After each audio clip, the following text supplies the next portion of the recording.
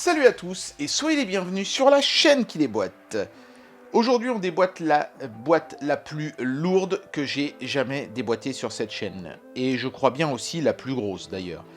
À l'intérieur de cette boîte, il y a aussi un des objets les plus chers qu'on m'ait jamais envoyé. Il s'agit d'une chaise gaming de la marque Secret Labs. Et pas n'importe quelle chaise gaming de la marque Secret Labs, il s'agit de leur toute dernière série de chaises, la Titan Evo série R 2022. Vous voyez, on est en 2021 et il y a déjà les séries 2022 de disponibles. C'est un peu comme Office, il sort toujours un an dans le futur, je ne sais pas pourquoi. Mais en tout cas, cette chaise est blindée de technologie pour vous assurer un confort ultime pour jouer aux jeux vidéo. Parce que oui, c'est important d'être confortable pour jouer aux jeux vidéo. C'est du sérieux les jeux vidéo maintenant, hein, mine de rien. Alors évidemment, cette chaise coûte plus du double, enfin à peu près le double, on va dire, de la précédente chaise que j'avais testée, qui était une chaise de bureau. On paye certainement une partie de ça dans le design, mais pas que, hein. Apparemment il y a beaucoup de choses qui sont intéressantes dans cette chaise, notamment une mousse qui est brevetée, qui a une mémoire de forme et tout un tas de choses comme ça qui ont l'air très intéressantes. En tout cas, vu le poids de la boîte, je pense qu'effectivement il doit y avoir une densité de matière à l'intérieur vraiment importante. Alors c'est parti pour le déboîtage qu'on va faire ici dans mon sous-sol de donjon SM, mais il n'y a pas encore tout l'équipement pour le donjon SM, ça va venir, ça va venir. Donc aujourd'hui on fait le déboîtage ici, mais bien sûr après on ira dans mon salon pour comparer ça avec la chaise de bureau que j'utilise actuellement. Est-ce que ça vaut le coup de mettre 450 € dans une chaise gaming? Ça va être un petit peu le but de la vidéo aujourd'hui. C'est parti pour le test. Allez, on y va pour le déboîtage. J'ai pris pour l'occasion un petit X-Acto parce que je tiens vraiment à ne pas entailler ce qui serait à l'intérieur de la boîte. Ce serait vraiment extrêmement dommage. J'aime beaucoup en tout cas la boîte puisqu'il y a des flèches ici sur le dessus. Et il y a marqué « Votre expérience d'unboxing démarre ici ». Donc on va exactement voir ce que ça donne. En tout cas, il y a du scotch d'emballage colis relativement classique pour le moment dessus. L'avantage de l'X-Acto, c'est que ça ne fait pas une lame très profonde, hein, donc il y a beaucoup moins de risques qu'avec un cutter d'endommager quelque chose à l'intérieur. Donc la boîte est expédiée depuis la Pologne, hein, pas depuis la Chine, donc ça vous permettra de lui faire moins de distance et donc d'avoir moins de chances qu'elle s'endommage dans le transport, ce qui serait franchement dommage évidemment. Ok, ah ouais. C'est intéressant parce que vous voyez, il y a des choses d'inscrites sur le carton. Je vous ferai une photo, bien sûr, pour vous montrer ça. Ensuite, on a cette belle plaque. Regardez-moi ça, c'est magnifique. C'est du plastique rigide. Et les instructions de montage se trouvent au dos. C'est extrêmement bien fait et extrêmement clair.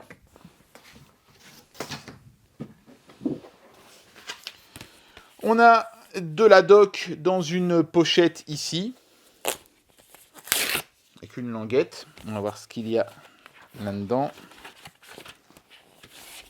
Ouais, c'est une sorte de petit dossier bouclette. C'est bien fait, hein, l'emballage est très soigné. Ouais, c'est le manuel d'utilisation. Donc là, c'est pas le montage, hein, mais c'est comment se servir de la chaise, comment la maintenir, etc.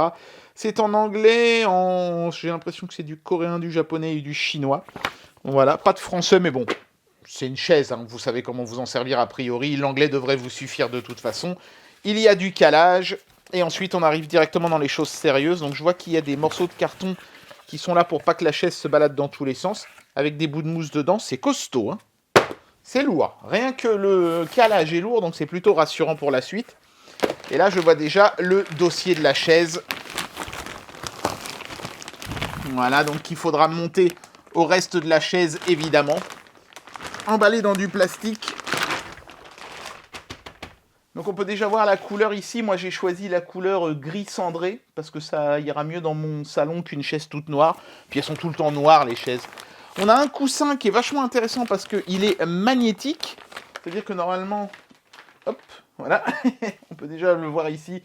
Il colle au dossier tout seul, ça c'est pas mal. Ça évite d'avoir ces élastiques un peu disgracieux là. Ensuite, bah écoutez, je pense que... Alors ça, qu'est-ce que c'est? Ça, c'est un des accoudoirs. Tout est emballé individuellement. C'est absolument magnifique, hein. Je vous ferai peut-être une photo d'ensemble de tous les petits modules. Donc ça, c'est le deuxième accoudoir, bien sûr. Il y a plein de blocs de mousse dans tous les sens pour tout caler. C'est très très bien fait. Donc là, je pense qu'après, on va pas avoir le choix. Il va falloir sortir l'assise de la chaise. C'est la pièce la plus lourde, évidemment. Vous pouvez voir que le calage, ils n'ont pas plaisanté sur le calage. Hein. Ça fait vraiment très plaisir. Ah, voilà, on voit le pied. Ok, d'accord. Il est posé par-dessus. C'est de la ferraille. C'est du beau. C'est du bon. C'est du lourd. Et donc, voilà l'assise.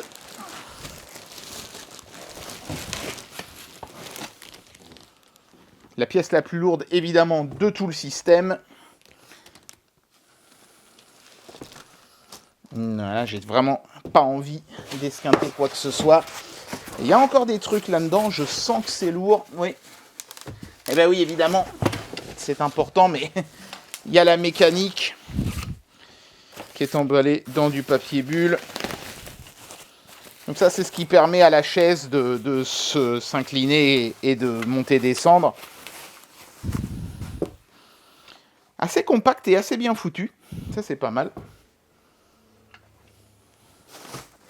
Et ici, il y a une boîte. Ouh, une boîte dans une boîte, une inception de boîte. Qu'est-ce que c'est que ça?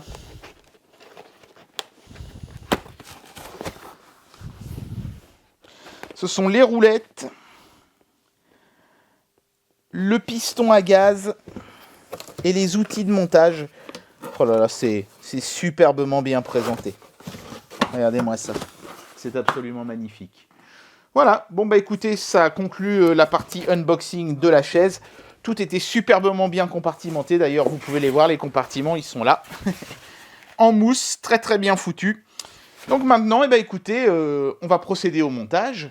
Et on va essayer cette chaise et puis la comparer ensuite à une chaise 2 fois moins chère pour voir est-ce qu'on en a pour son argent ou pas. C'est parti!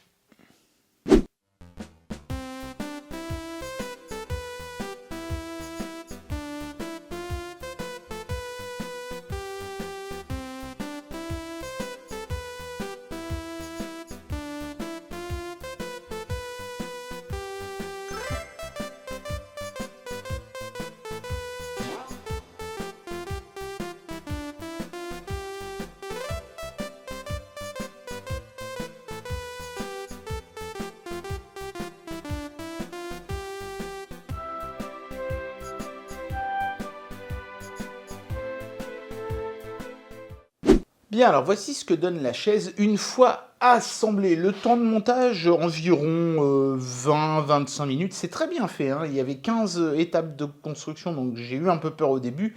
Mais en réalité, il détaille tellement que ça se résume à serrer 8 boulons, littéralement. Hein. 4 pour la mécanique qui vient se fixer sous l'assise et 4 pour le dossier qui vient se fixer sur l'assise, lui aussi, l'assise étant vraiment l'élément central de la chaise. Alors, un petit tour du propriétaire d'abord pour que vous puissiez admirer son design. Donc ici, vous avez la version gris cendré, mais bien sûr, si vous préférez les chaises noires, elle est également disponible en noir. C'est le revêtement en simili-cuir qui est présent sur cette chaise ici, mais sachez que vous avez aussi un revêtement tissu. Je vous dirai pourquoi ça peut être intéressant de choisir ce revêtement-là dans un instant. Et vous avez aussi un revêtement en cuir réel, mais là, évidemment, le prix de la chaise est sensiblement plus élevé. Ça va de soi. Alors, petit tour rapide du propriétaire, puisque bien sûr, c'est une chaise pivotante, hein, ça va de soi. C'est très joli, hein. Évidemment, c'est une chaise gaming, donc avec un look de chaise gaming. On peut voir le logo Secret Labs qui est brodé sur l'arrière ici, ainsi que la référence Titan Evo. Il y a même ici, dans l'étiquette en caoutchouc dur qui se trouve dans le bas, une puce NFC pour vérifier que la chaise est authentique et que vous ne vous êtes pas fait enfler d'une contrefaçon. Il y a plein de petits détails charmants, comme le logo, à nouveau, de la marque, situé ici dans l'articulation de la mécanique. Le souci du détail est vraiment maximal. J'aime beaucoup, moi, ce petit insert là en tissu sur lequel il est marqué R 2022, donc la toute dernière collection de chaises de chez Secret Labs. En termes d'accessoires, on a ce fameux coussin qui se détache très facilement parce qu'il est magnétique. D'ailleurs, on peut revoir le logo Secret Labs brodé et le T de Titan en dessous. C'est très joli. Le coussin, lui, il est dans un tissu avec un toucher velours et à l'intérieur une sorte de mousse avec une mémoire de forme qui est très agréable, hyper épais, super confortable. On le positionne, mais on peut aussi le régler en hauteur grâce aux aimants. Donc c'est vraiment superbement bien exécuté. On sent vraiment qu'on a affaire à un produit très haut de gamme.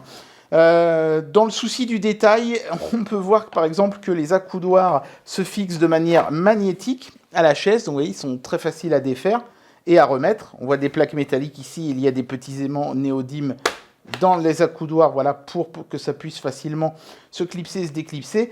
Et même l'élément qui masque la visserie ici de la chaise est lui aussi magnétique. Et vous pouvez voir qu'en dessous, ce sont des bons gros boulons chromés. Et vous pouvez voir aussi d'ailleurs que le dossier se fixe à la chaise par les côtés et non pas par en dessous, ce qui lui conférera une nettement plus grande solidité. Les boulons ne vont pas se desserrer avec le temps, comme ça peut être le cas sur une chaise comme celle-ci, où tout est fixé par en dessous. Quand on est fixé par en dessous, on est soumis à la gravité, et à chaque fois qu'on s'assoit avec les vibrations, ça peut finir par desserrer les écrous. Vous n'aurez pas ce problème avec cette chaise. Elle est vraiment sublime. Alors je vais m'asseoir dedans pour vous montrer ses différentes fonctionnalités. Et puis ensuite, rapidement pour la conclusion, on verra si ça vaut le coup de mettre 450 € dans une chaise comme celle-ci, quand on peut pour 200 € avoir une chaise de bureau ergonomique comme celle dans laquelle je suis assise actuellement. Voilà, donc regardons d'abord de plus près les fonctionnalités de cette magnifique chaise de chez Secret Labs. C'est parti. Bien, alors maintenant parlons un petit peu confort, puisque c'est quand même l'élément principal quand on teste une chaise de ce style-là.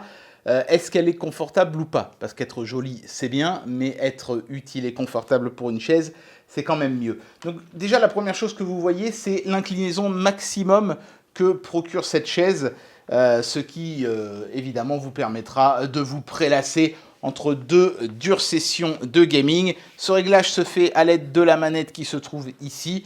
Et bien sûr, quand on lève la manette, le dossier remonte jusqu'à quasiment la verticale, ce qui n'est évidemment pas l'idéal en termes de confort, mais bon, ça peut quand même servir. Voilà, donc là je m'installe dans la chaise et avec la manette, je peux incliner un petit peu plus. Voilà, bon ça j'ai envie de dire que maintenant, beaucoup de chaises font ça, pas toutes, mais beaucoup proposent cette option où on peut comme ça régler le dossier. Ça n'empêche pas qu'on a la fonction rocking chair, j'ai envie d'appeler ça comme ça, qui permet de se prélasser un petit peu, vous voyez, de faire des petits mouvements comme ça de balancier.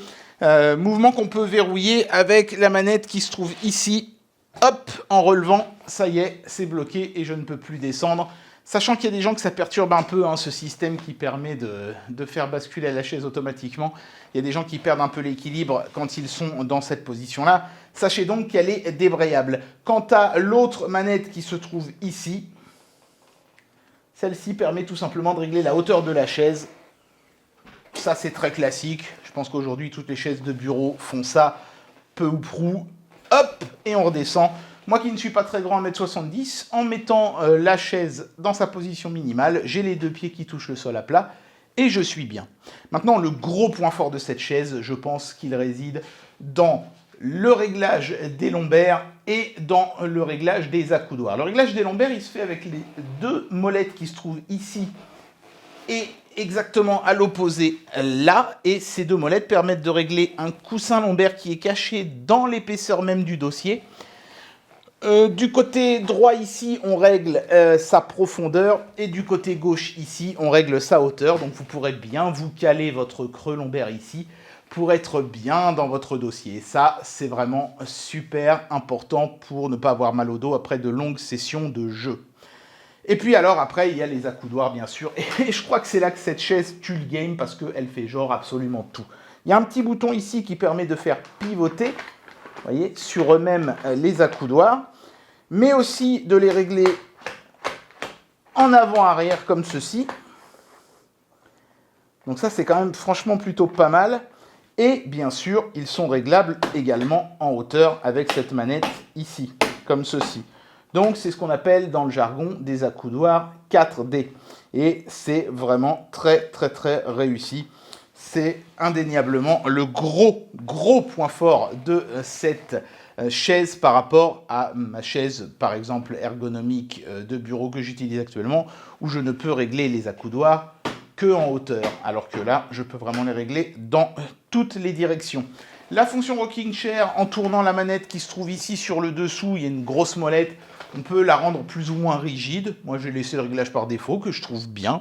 Et puis, si vous voulez les accoudoirs, vous pouvez aussi les écarter. C'est la 4e dimension qui vous manquait, hein, c'est-à-dire les écarter de leur positionnement actuel. Notez que vous pouvez déjà le faire un petit peu avec le bouton qui se trouve ici. Vous avez à peu près, je dirais, 5 cm de marge. Mais si ça ne vous suffit pas, en desserrant les boulons qui se trouvent sur le dessous ici, vous pourrez les écarter encore plus ou les resserrer encore plus selon votre préférence. Donc il n'y a aucune raison que vous n'ayez pas une position qui soit parfaitement ergonomique pour vous avec cette chaise. Bien, j'en arrive à la conclusion de cette vidéo et je vais vous donner mon avis sur ce produit. On va d'abord parler des choses qui sont extrêmement positives sur cette chaise. Outre son look absolument magistral, elle est vraiment un look de tueur, cette chaise, elle est sublimissime. Ça, on ne pourra pas lui enlever ça, elle est juste géniale. Cette chaise a beaucoup d'autres avantages que juste son look de ouf. C'est néanmoins, je pense, son plus gros avantage. Hein. Plein de petits détails, les choix des matériaux. Ici, on a du velours là sur les bords, je ne sais pas si je vous l'avais dit. C'est génial, le côté magnétique de plein d'éléments et tout. C'est beau. C'est un super beau produit. Ça, c'est vraiment son plus gros point fort, je pense. Et c'est important. C'est important quand vous faites du stream, les gens vous voient. Vous avez envie qu'ils vous voient dans du matériel de qualité. Et cette chaise est un matériel de qualité. La deuxième raison qui me fait dire que cette chaise vaut le coup, et son deuxième gros point fort, c'est bien sûr son ergonomie, son confort. C'est une chaise absolument incroyable à ce niveau-là. Mention spéciale pour ce coussin qui est d'un confort absolument génial. On devient vite accro à ce truc-là, hein, attention. Le coup des accoudoirs qui peut se régler dans tous les sens, juste en appuyant sur un bouton comme ça, c'est absolument fantastique. Rien n'est impossible avec cette chaise. On peut vraiment tout faire et ça vous permettra de trouver la position dans laquelle vous serez bien. Vous n'allez pas vous faire mal au dos, c'est presque même le contraire. J'ai envie de dire que si vous avez mal au dos, vous vous asseyez 1 heure dans cette chaise-là, ça ira déjà beaucoup mieux. C'est vraiment exceptionnel. Le côté réglage aussi du coussin lombaire intégré ici, là, c'est absolument parfait. Il n'y a rien à dire à ce niveau-là, c'est génial. La qualité des matériaux, enfin, je pense, c'est le troisième élément. Cette chaise n'a pas seulement l'air jolie, elle est jolie parce qu'elle est constituée qu'avec des matériaux premium absolument magnifiques. Ce simili-cuir est d'une qualité qui pourrait presque faire croire que c'est du vrai cuir. Rien à voir avec la première chaise gaming où on était presque plus sur du plastique texturé. Là, vraiment, le toucher est exceptionnel. D'ailleurs, ça sent le cuir, c'est assez incroyable. On sent la même odeur de neuf que quand on achète une voiture neuve avec cette chaise. Et c'est vraiment un produit qui fait baver. Ça, c'est indéniable. Maintenant, ce n'est pas non plus le produit ultime parfait. À 450 €, forcément, on est très exigeant et le moindre petit défaut ressort et on a envie de le montrer du doigt. Mais je n'ai trouvé qu'un seul défaut, vraiment, un seul problème sur cette chaise. Et je peux vous montrer ça, ou plutôt vous le faire entendre. C'est que, vous voyez, comme c'est du simili-cuir, eh ben, ça crisse un peu. Il y a quelques petits grincements qui se font entendre. Alors, pas quand on manipule les articulations de la chaise, mais uniquement quand on se dandine ou se tortille un petit peu dessus. Voilà. C'est un phénomène normal et ça va s'atténuer avec le temps au fur et à mesure que vous allez, vraiment, j'ai envie de dire, creuser votre trou dans la chaise. Mais voilà, il faut le savoir.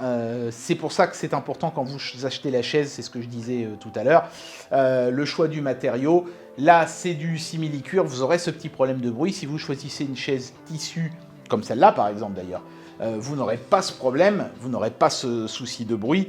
Mais par contre, le tissu a ses inconvénients aussi. Par exemple, on peut le tacher, alors que le simili-cuir, un petit coup d'éponge. Et si vous avez renversé votre Pepsi dessus, ça ne laissera pas de traces. Donc, maintenant, pour conclure, est-ce que ça vaut le coup de mettre 450 € dans cette chaise quand pour 200 €, on a une chaise comme ça, qui est déjà très ergonomique, qui est déjà bonne pour le dos, et qui a déjà quand même pas mal de réglages. Bon, les accoudoirs, on peut seulement les régler en hauteur, hein. Ça, c'est acquis.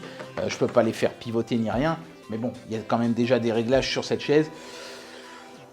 Si vous avez mal au dos, par exemple, je pense qu'il faut investir dans une très bonne chaise, quitte à mettre 450 € parce que voilà, si vous aggravez vos problèmes de dos parce que vous n'êtes pas dans la chaise ultime, ce serait quand même dommage. C'est comme quand on achète un matelas. Est-ce que ça vaut le coup de mettre 1000 € dans un matelas? Si on a besoin d'un soutien du dos très bon, oui. Si on est en bonne santé, qu'on est jeune et qu'on a mal nulle part, après tout, je pense qu'une chaise à 200 balles comme ça suffira largement. Mais si vous voulez vraiment la chaise ultime, ouais, cette chaise, elle vaut son prix. Elle vaut son prix. Moi, personnellement, je préfère mettre 200 € dans une chaise comme ça, mais si vous avez les moyens et que vous voulez le truc ultime, cette chaise est le truc ultime. Et elle ne vole pas ceux qui mettent 450 € dedans. C'est un excellentissime produit, indéniablement.